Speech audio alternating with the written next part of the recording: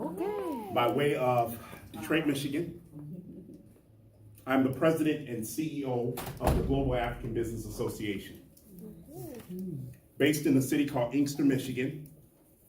That's 10 miles west of Detroit. In a very small, it looks like a box. It's only 6 square miles. So here's the secret, since the door is closed, I can tell you great secrets today. The secret is about Inkster is that the reason why the Global African Business Association, are you taking notes? Oh, okay, I'm sorry. I'm sorry. I feel like a judge. The reason why the Global African Business Association is in Inkster is because we're trying to turn it into a global hub of commerce through African trade and development. That includes everybody in the room. You are a stakeholder. That project has never been done anywhere in the city of Inkster in the 50 plus years that city has existed. We picked Inkster instead of Detroit because we didn't want any competition. It's easy for us, whether you're from East Africa, South Africa, West Africa, or North Africa, to come and invest in the city of Inkster. We're going to talk a little bit about Inkster, talk a little bit about U.S. and Africa trade.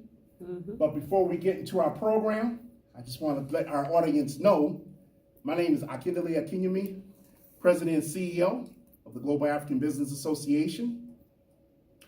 I spent 20 years in education, mostly in primary and secondary education. I am currently an academic advisor at a community college here in Michigan called Wayne County Community College District. What happens when international students come to me, most of them come to me to get their classes, and most of them come to me about career choices. That is what I do. That's my passion. My job is to get you across the finish line, period. And if we as Africans must get across the finish line in the 21st century. And the reason for that is because Africa is an emerging market, continent-wide. I don't care where you're from. I'm gonna go around the room and find out where everybody's from. But as a continent, as a people, we are an emerging market. So I take the time, my organization takes the time to educate our community about why it's necessary to invest in Africa. I take the time to talk to our brothers and sisters on the continent as to why it's important to invest here in the United States. But before we get into the meat and potatoes of our discussion, I want to go around the room and find out where your name and where you're from. And I'm gonna start with this young lady who's looking at me so hard. My name is Vivian Grace from Tanzania. I'm from Tanzania, East Africa. Yes, entrepreneur. I also CEO of Agribusiness Company Limited. Okay. But I'm representing the youth in Tanzanian Chamber Business Commerce in Women too. So I've come to learn a lot with farmers and who are youth and women. Okay. Yeah, thank you. Zanzibar. Zanzibar is that one, but I'm from. Okay. I'm gonna come around. Okay. I got a special treat for Zanzibar. Yes, ma'am. My name is Teresa Jacob. I'm from Tanzania. I'm working with the government as agricultural officer. I specialize in food science and technology and food safety. So far, I'm working with the farmers. We are farming, we have rice. So I train farmers on good agricultural practices, starting from farm, processing, packaging, also finding the market. I am interested in dairy issues, so I have started a little bit processing yogurt. You're on the right campus, trust me. Yes, ma'am. My name is Beverly from Kenya. Okay. I'm a hotelier by profession. Okay. And I'm an entrepreneur by passion. I do vegetable production. Wow. And so I'm here to be able to know how I'm going to expand to do a large-scale production of vegetables. Wow. Can you stay here forever? No, I'm just messing with you. I love that. My name is Lucy Laura. I'm Gotcha. I'm from Kenya, from Kenya, Coastal region. I work with National Council for Persons with Disabilities, which is a state corporation. But I do fish farming, so I'm here to see how I could expand and reach at least 1,500 households Right. in a month. I'm Deborah Amlen from Uganda. Okay. First, I'm a lecturer at Makerere University, but what brings me here is I'm in the business of adding high value to bee products, honeybee products. So I hope to learn from the farmer here how to make cosmetics and some immune booster drinks Okay. from the bees. Yeah, I'm Clarena, and I'm from Kenya, and I do vegetable farming, and I'm here to learn on agro-processing so as to add value to the products. And partly I also train the youth in agribusiness because it's the next big thing in Africa. Thank you. Yeah. Right. Yes, ma'am.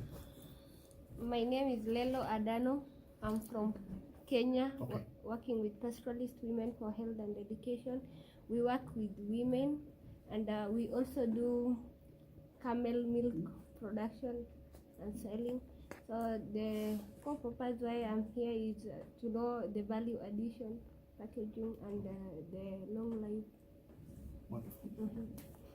I'm Sheila Mwinyi from Tanzania, Zanzibar. Zanzibar, okay. Yeah, I'm working at the Youth Department Development. I'm working for the youth. I'm also jam producer. I produce pineapple jam. And I'm also working, like I said, I'm working with the youth to see how we're going to develop their economic activities Okay. and overcome the problem of unemployment. The other youth I'm working with are the young farmers who are doing agriculture and agro-processing. Wonderful. Yes. I'm Flavia Chomwendo from Uganda, in Barara district, the western part of the county, where the president is born. Yes. I am a poultry farmer. Okay. I do poultry farming as a business, as well as a leader. I represent women in my constituency. I mobilize women to work on government programs. My farm is used as a demonstration site. We train youth and women who are interested to carry on poultry farming. Wonderful. Wonderful. Yes, sir. My name is Raymond Musima. I'm from Uganda. I work with Africa 2000 Network.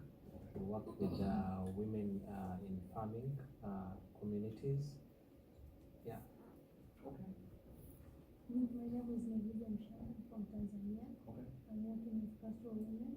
We are doing agribusiness and sell their food, but also we are using the food to improve the health of the pastoral women. Awesome. I mentioned Zanzibar because I'm the president of the Inkster Library Board, which is called the Leanna Hicks Library Board of Inkster in Inkster, Michigan. We have a partnership with Pimba Island. Oh. And we're helping their library out there. So anybody says they're from Zanzibar, I'm here. So thank you again. President of GABA. I'm also the president of the Leanna Hicks Inkster Library Board. I sit on the Downtown Development Authority, basically a couple of economic development boards, and I'm an educator. The reason why I'm here today is because everything you just said about agriculture, that's a growing market. And you'll be surprised, here in local communities that look like you and I, there are what they call food deserts. A lot of our communities here do not understand or realize the potential that the continent of Africa has when it comes to agribusiness, agricultural technology. You have to understand, we feed the world. Can you agree with that? Yeah. We feed everybody. It doesn't matter what country you come from, whether you're East African, West African, we feed the world. The problem is we still have yet to use 21st century technology in our respective nations to cultivate agribusiness and make it a two-way trade between here and Africa and vice versa. Now we do have here in the United States something called AGOA. That's AGOA. AGOA, African Growth, you're not in your head. African Growth, that's why I like you already. African Growth Opportunity Act, which is, that's really the standard bearer of trade between the U.S. and select nations on the continent of Africa, okay? And part of that thing is agribusiness. Now, what I pay attention to is this. How do I tap into a country like Tanzania or Uganda or Zanzibar or Kenya? How do I, as a state of Michigan, tap into those resources to bring products, pineapples, whether it's raw cashews? I was talking to a guy from Sierra Leone. Actually, it was my business partner. Her cousin's friend owns one of the largest cashew plantains in Sierra Leone. And I asked him, I said, well, where do you process your cashews? He said, Singapore and India. I said, well, how come you don't process them here in the United States? He said, I don't know anything about it. So that tells me that there's a great disconnect of communication and education between our community here and back home. And what I'm sharing with you right now, you're sitting at Michigan State University. You pretty much know that this is one of the largest hubs in the world when it comes to agricultural technology, agricultural education, ag business, the whole nine.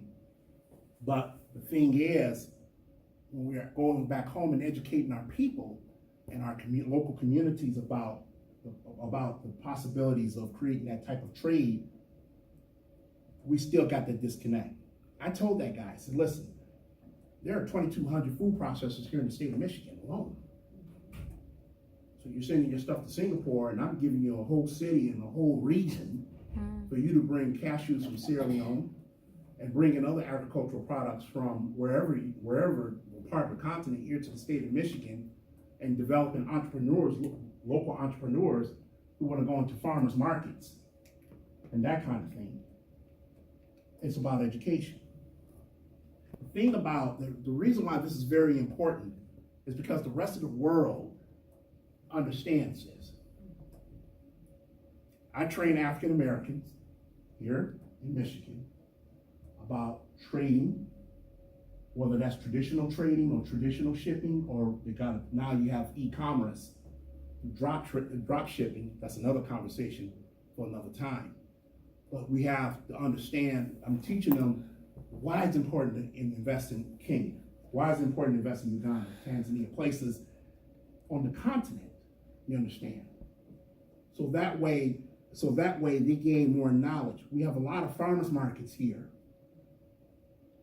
in the state of Michigan. We have several farmers markets just in southeast Michigan alone.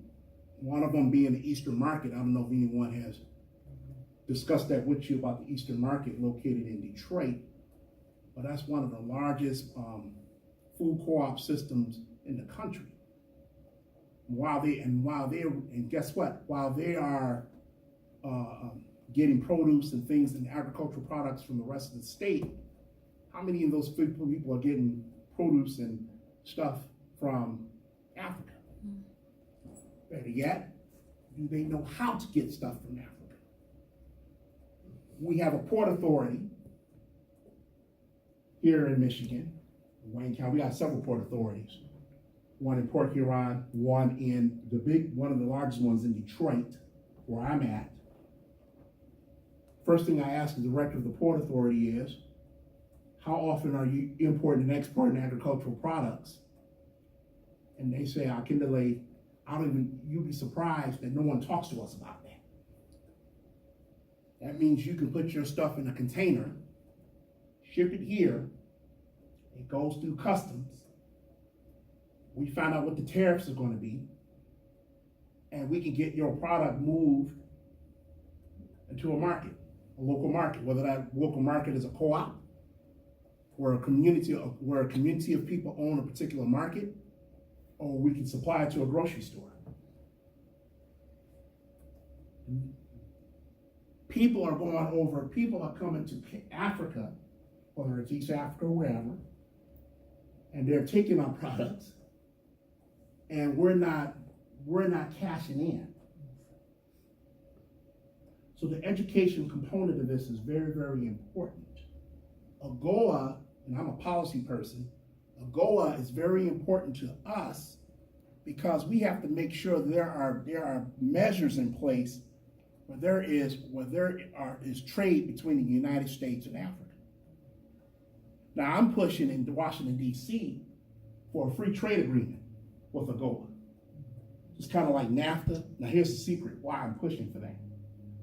I'm pushing for that because with like NAFTA, the North American Free Trade Agreement, that's between the U.S., Canada, and Mexico. Now you see President Trump is trying to replace that with the United States, Mexico, Canada agreement because he doesn't like NAFTA. Congress is not budging, the U.S. Congress is not budging on NAFTA. But here's the secret. They have a visa, and I'm gonna talk about visas in here as well. There's a visa called a TN visa. You can write that down. I am an educator. I do teach. A TN visa. Okay? TN. TN. Like Tom and Nancy. A TN visa. That means that's a NAFTA visa. That means I can live in Canada, right across the river in Detroit, Windsor, Ontario, Canada. I can use that visa and work in Detroit on U.S. soil. Okay? And a lot of people cross the border every day to work in the state of Michigan and go back home to Canada with that visa. Okay? But that's because it's a free trade agreement. I'm pushing for a free trade agreement. I'm lobbying through my channels in DC for AGOA to be a free trade agreement because I want us to have access to a visa where if you are doing business with agribusiness, technology, education, you have that visa access to do that. Let's say for instance, you wanted to build a food processor here in the United States. And you come to me and say, I want to build a food processor and I want to employ 25 people here on U.S. soil in a high unemployment area, right? Then the visa I'm going to help walk you through the process. It's called an EB-5 visa. Write that down. Everybody should write down EB-5 because let me share a secret. What EB-5? Like Eric and Boy, -5.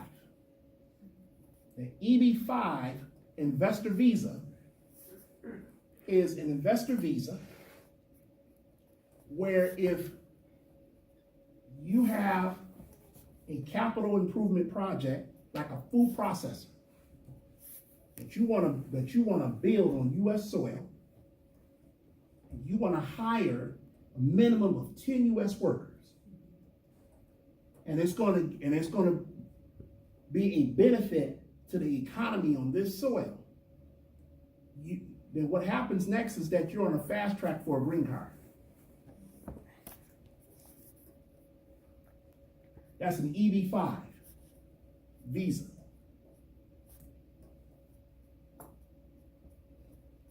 There are two ways to do an EB-5 in the United States when you're dealing with trade. There's one called a direct investor visa through an EB-5. That means I'm not going to go through no middleman. I'm going to go straight through the process, invest my money on my own, and hire these people to build my project, and I get my green card. It's called a direct investment. Some people go through what is called an EB-5 regional center. Now, a regional center is a designation by USCIS, that's immigration here in the United States, where you're going to move that $500,000 in that high unemployment area. You're going to move that $500,000 to a regional center. Let's say, for instance, I have a regional center. You move $500,000 in the regional center. We hold it as escrow. And so we're going to use your money to help move your projects forward. When the project is complete You hire the people, we send a report to USCIS, they're gonna grant you a provisional green card, and then after 2 years, you'll be able not to just move here, but you move your family here as well. In a high unemployment area, you only need $500,000 to invest. In a non-high unemployment area, you need $1 million to invest. Okay?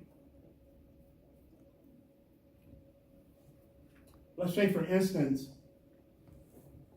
and that's very important, because if you're talking about agriculture, you need to understand the ins and outs of that particular visa. Now, people say that costs a lot of money, but you know what? Everybody from our respective nations have investors. There's somebody with money. I don't care where you're from. And if they understand the power of this visa, they want in. Now, I'll tell you this. I'll tell you another secret. There are also on the continent treaty agreements between the U.S. and select African nations. Now, this is not that many. And what I mean by a treaty nation is we have, the United States have a treaty agreement, almost like a bilateral agreement with various nations around the world. In Africa, it's only Ethiopia, Cameroon, Senegal, Congo, and I'm missing about 2 more nations. And I don't know if any outside of Ethiopia on the eastern part of the continent have a treaty agreement. Well, let me explain what that means. Let's say, for instance, Uganda had a treaty agreement with the U.S. Tanzania had a treaty agreement with the U.S. So instead of looking at the EB-5 visa, you can use an E1 or E2 visa to enter the country.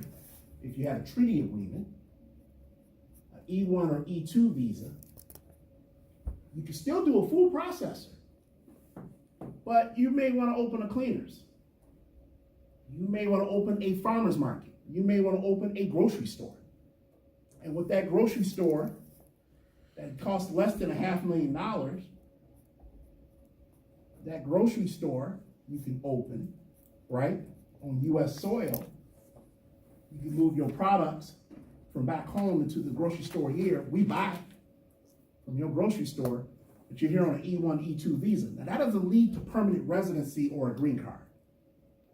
However, you will have the free, as long as the U.S. has a treaty agreement with your home nation, you will have the freedom to come in and out of the country as you see fit.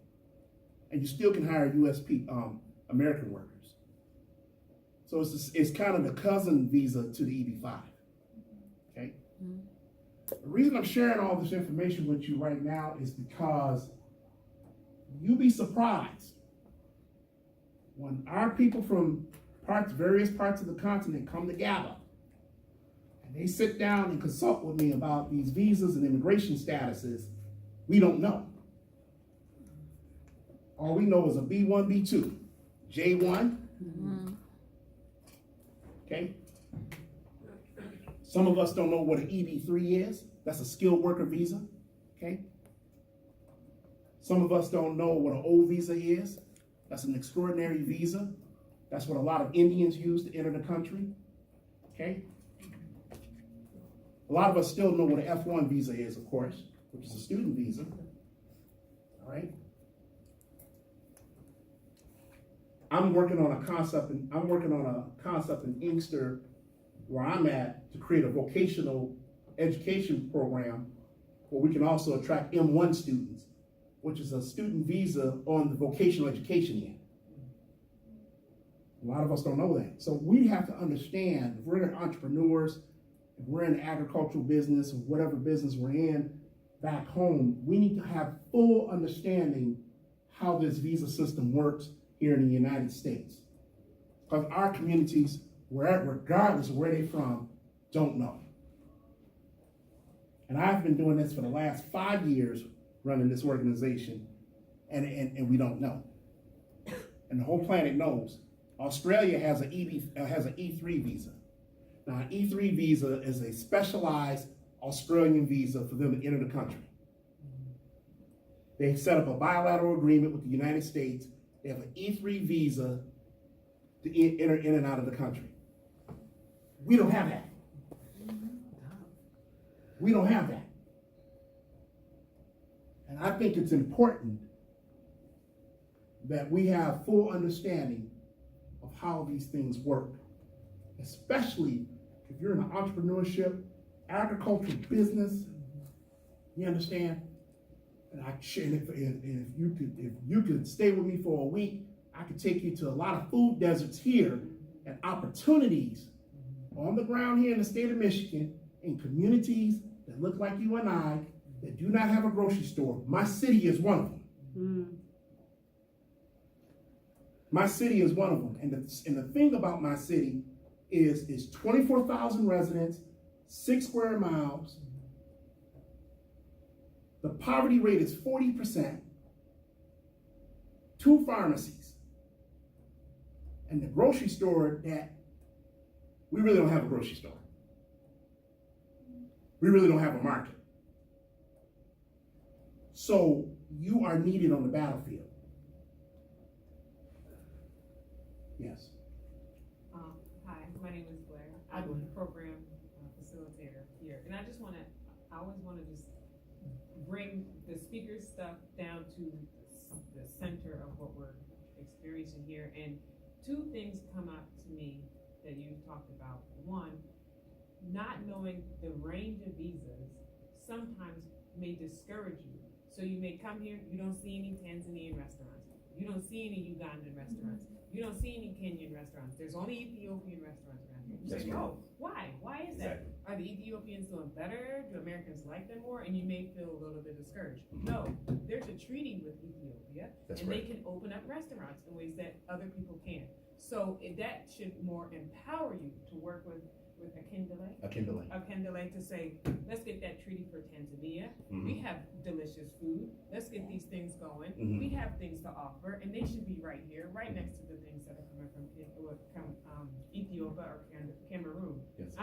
So from our perspective as a Black American, we see the opposite. We say, oh, there's only Ethiopians. Well, maybe the Ethiopians are the only ones who know how to cook. Because we don't have any conception of the visa scheme either. And if we knew that, there would be other ways to empower each other. There would be so many more ways to connect with each other, because we would say, oh, this isn't about, people taking over or people trying to say Black food isn't good. It's, oh, we need we need to be able to collaborate in new and interesting ways. And then, so that's really what I just wanted to say. Well, and as a commercial right now, anybody from Kenya or Tanzania or Uganda want to open a restaurant in my city, talk to me after this talk. Oh, that's the other part. That's the other part. We're here, we're visiting these amazing markets, these amazing farmers, these amazing groups, the amazing bee people. But there's a very key thing, I don't know if you experienced during this trip, and hopefully you will, that there are food deserts right now in this greatest farming state next to California in the country. That's true. There is a need right now. Just because you see all these amazing, beautiful farms that you're working with, people are still hungry right now in this state, in this city, and maybe not this neighborhood, but certainly the next neighborhood over, that there is a need right now for your product, for the innovative nutrition stuff, for figuring out how we can do, for all the lactose intolerant people, camel milk may be the problem, the solution we've been trying to figure out, right? You have solutions to problems right now in the United States right now, in Michigan right now, in Lansing, that don't get discouraged by all these amazing, big, beautiful business you see, okay? And I want to add on what you're saying. The 3 largest industries in this state is automotive, advanced manufacturing, and agriculture. Okay? Automotive, advanced manufacturing, and agriculture. You play a big role in agriculture. There are people here who are hungry. There are people here who are desperate to use your products from back home on this soil, and I can hold your hand and show them to you. There are people who would love to import-export your products. The key thing is, how do you do that?